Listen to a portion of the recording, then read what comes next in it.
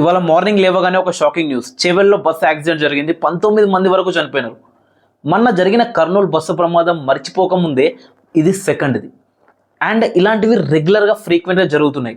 మరి దీనికి ఎవరు బాధ్యత అండ్ ఇలాంటి ఇన్సిడెంట్స్ ఎందుకు జరుగుతున్నాయి, అసలు చేవెళ్ళ యాక్సిడెంట్లో ఏం జరిగింది, ఎవ్రీథింగ్ ఈ వీడియోలో డిస్కస్ చేద్దాం. అండ్ నేను చెప్తున్నా, ఆ విజువల్స్ ఒకటొకటి చూస్తుంటే నిజంగా కళ్ళ నీళ్ళు తిరుగుతున్నాయి. అంత దారుణంగా జరిగింది యాక్సిడెంట్. లిటరల్లీ ఒక చిన్న పాప, ఎవరైతే 10 నెలల పసిపాప ఉందో వాళ్ళ మదర్ హత్తుకుంది కంకర మీద పడుతుంటే. ఆ మదర్ అండ్ ఆ పాప రోడ్డు మీద పక్కనున్న ఫోటో చూస్తే మామూలు బాధ కలగదు. అండ్ ఒక బాబు తన కళ్ళ ముందే తన తండ్రి మీద కంకర మొత్తం పడి చనిపోతుంటే హెల్ప్లెస్ సిచ్యువేషన్. అసలు అరే ఏం జరిగిందని అర్థం కాలే ఆయనకి. అండ్ ఒకే ఫ్యామిలీలో 3 ఆడపిల్లలు లైక్ పెళ్లి కోసం వచ్చారు అండ్ రిటర్న్ హైదరాబాద్ వాళ్ళ చదువు కోసం వెళ్తూ ఉంటే యాక్సిడెంట్ జరిగి ఒకటే ఫ్యామిలీలో 3 అక్క చెల్లెలు చనిపోయినారు.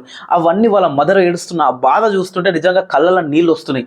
ఇంత దారుణమైన ఇన్సిడెంట్ జరగడానికి రీజన్స్ ఏంటి అనేది ఇప్పుడు మనం వీడియోలో చూద్దాం. ఎందుకంటే ఇలాంటి ఒక ఇన్సిడెంట్ జరిగినప్పుడు మనం బాధపడడం, దీని గురించి మాట్లాడడం, బట్ ఆ ఇన్సిడెంట్ ఎందుకు జరిగింది, జరగకుండా ఆపగలిగే వాళ్ళు ఎవరు, అండ్ ఎవరి నిర్లక్ష్యం వల్ల జరిగింది, ఇలా చాలా థింగ్స్ చాలా మ్యాటర్ అవుతాయి. ఎందుకంటే ఎవరో నిర్లక్ష్యం వల్ల ఇంకొకరు ప్రాణం పోవడం ఎంత దారుణం. మార్నింగ్ 5 o'clockకి బస్ తాండూర్ స్టేషన్ నుంచి స్టార్ట్ అయింది. వస్తుంది ఆ రోడ్డు మీద. అండ్ బస్ కొంచెం స్పీడ్గానే వస్తుంది, కట్లు కొట్టాల్సి వస్తుంది, ఎందుకంటే రోడ్ మంచిగా ఉండదు. ఆ రోడ్ పైన నేను కూడా ట్రావెల్ చేసినాను, చాలా దారుణమైన గుంతలు ఉంటాయి.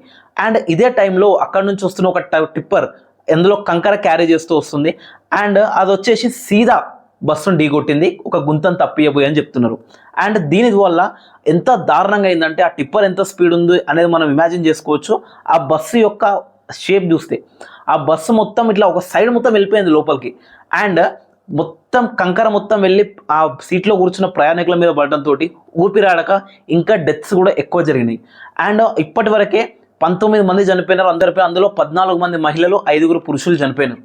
ఇది నిన్నగాక మన జరిగిన కర్నూలు బస్ ఇన్సిడెంట్ మర్చిపోకముందే మరొకటి.